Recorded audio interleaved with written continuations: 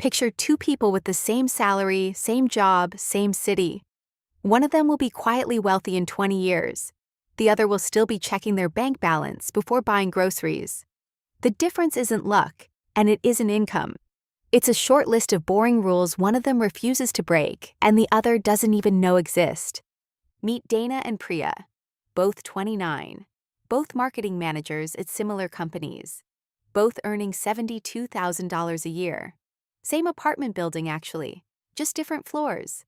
If you looked at their bank statements the day they got their first paycheck, you couldn't tell them apart.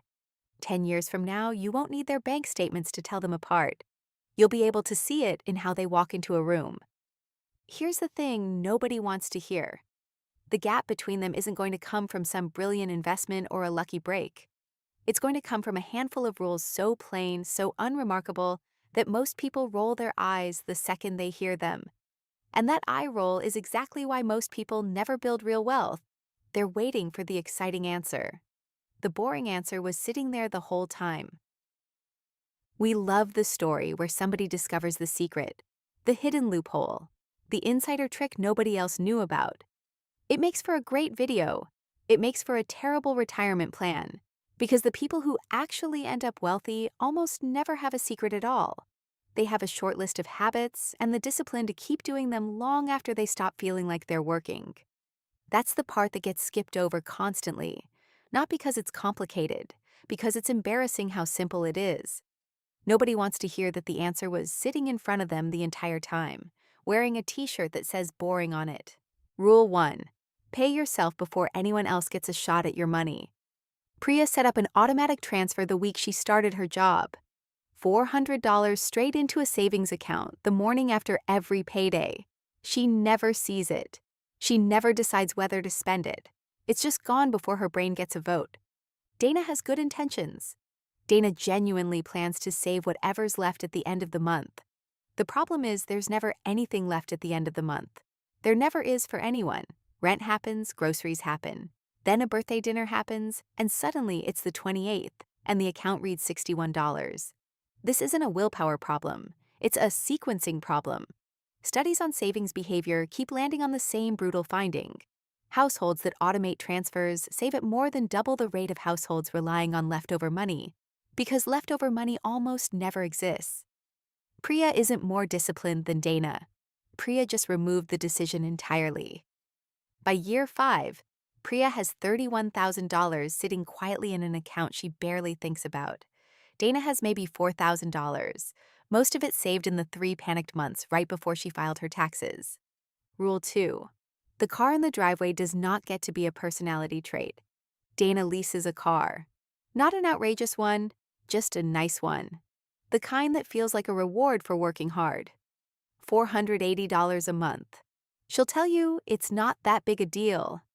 Here's the part that is a big deal. Take that $480 and invest it every month instead, at a modest 8% return for 30 years. That's not a car payment anymore. That's $700,000. Dana isn't paying $480 a month for a car. She's paying $700,000 for a car. She just won't feel it until she's 59 and wondering where the money went. Priya drives a 6-year-old Honda she bought with cash. It's not impressive. Nobody's ever complimented it. It also owes her nothing every single month. And that difference compounds in a direction Dana's lease never will.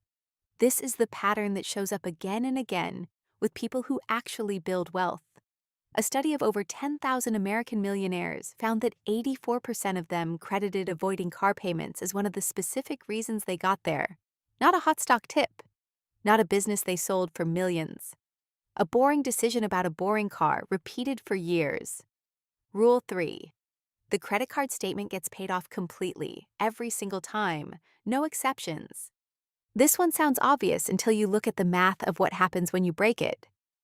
Dana carries a balance most months, usually a few $1,000s, at just north of 22% interest. She tells herself it's temporary. It's been temporary for 4 years.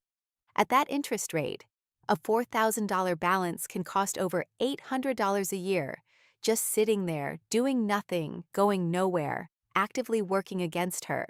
That's $800 that will never grow, never compound, never become anything except a fee for the privilege of spending money she didn't have yet. Priya uses her credit card constantly for the points, for the fraud protection, for convenience. The balance hits zero every month without fail, because in her mind, the card was never actually her money to begin with. It was always a pass-through. Same city, same income. One of them is quietly paying an $800 annual tax for the same lifestyle the other one gets for free. Rule 4. An emergency is supposed to be inconvenient, not catastrophic. Here's a statistic that should bother you. Roughly 1 in 3 Americans couldn't cover a surprise $400 expense without borrowing money or selling something. Not $40,000, $400. Dana finds this out the hard way when her laptop dies mid-project.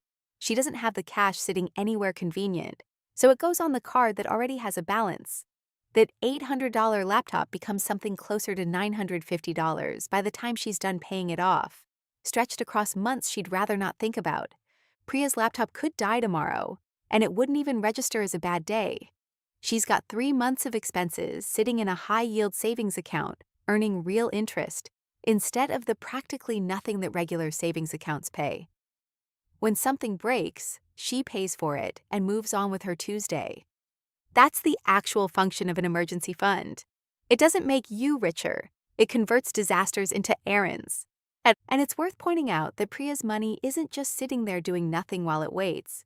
The average savings account in this country pays somewhere around 1/3%. Priya's high-yield account pays more than 10 times that. Same $10,000 balance, same bank protection, same ability to move it whenever she needs it.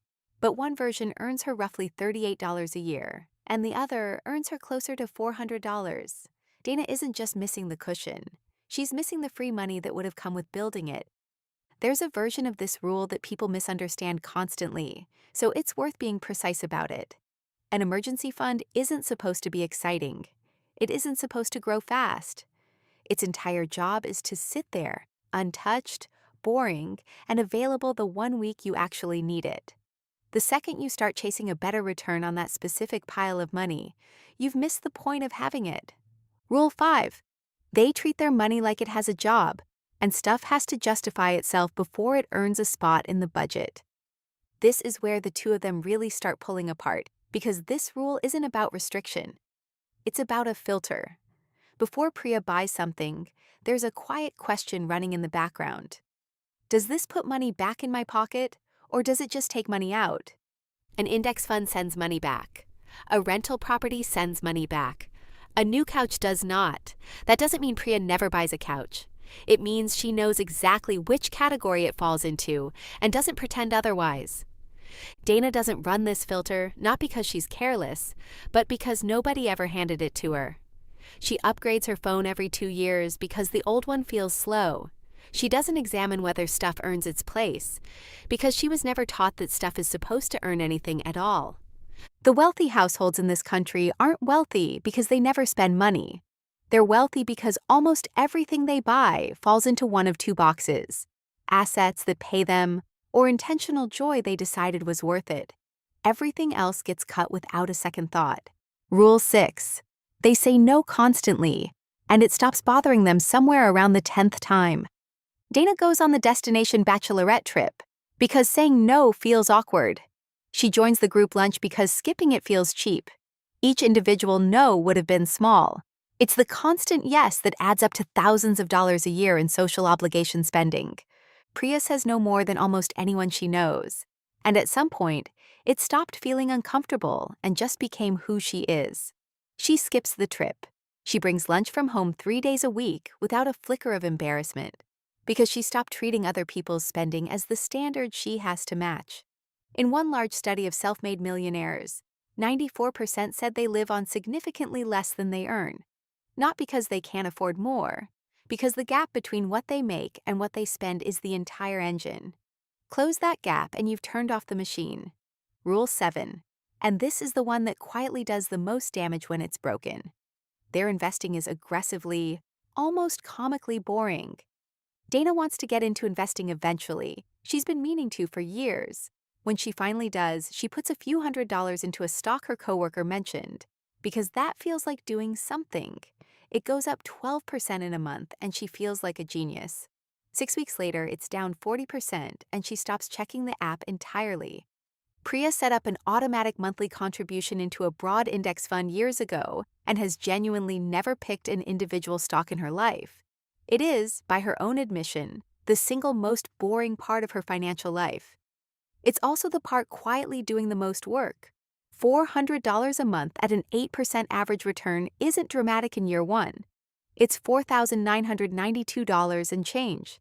It doesn't feel like much of anything. But run that same $400 a month for 25 years, and you're looking at somewhere north of $380,000. Not from a hot tip, not from timing anything, from doing the same unremarkable thing every month and refusing to stop. Rule 8.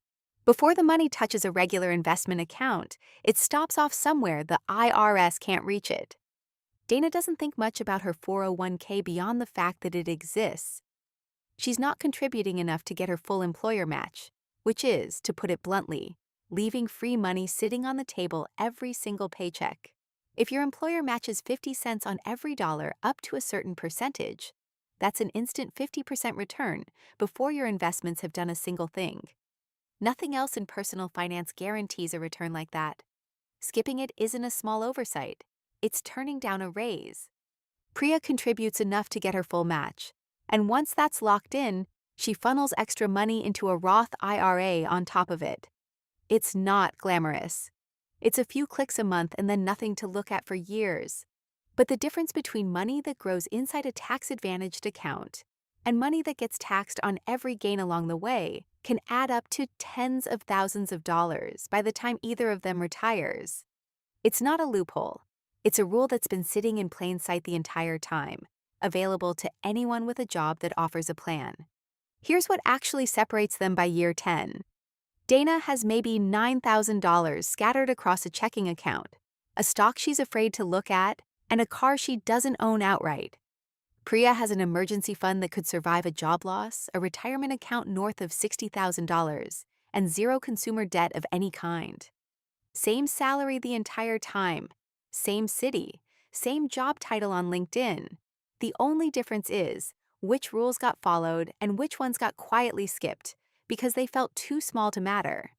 That's the trap, by the way.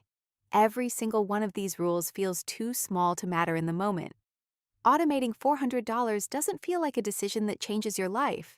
Paying off a credit card in full doesn't feel heroic. Driving a boring car doesn't feel like the reason anyone gets rich. Individually, every one of these rules is almost insultingly unimpressive. That's exactly why most people skip them. We're wired to respect big, dramatic decisions. We want the story where somebody bets everything on the right stock at the right moment, and it changes their life overnight.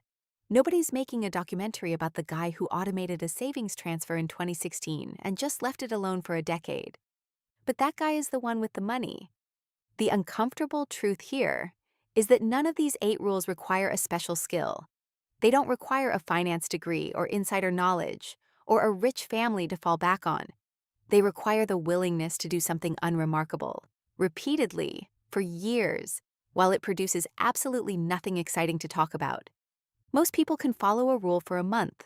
Fewer people can follow it for a year. The ones who end up wealthy are the ones who can follow it for a decade without needing it to feel impressive along the way. So if you're looking at your own finances right now and none of this feels like it applies to you yet, that's fine. Nobody starts out following all 8.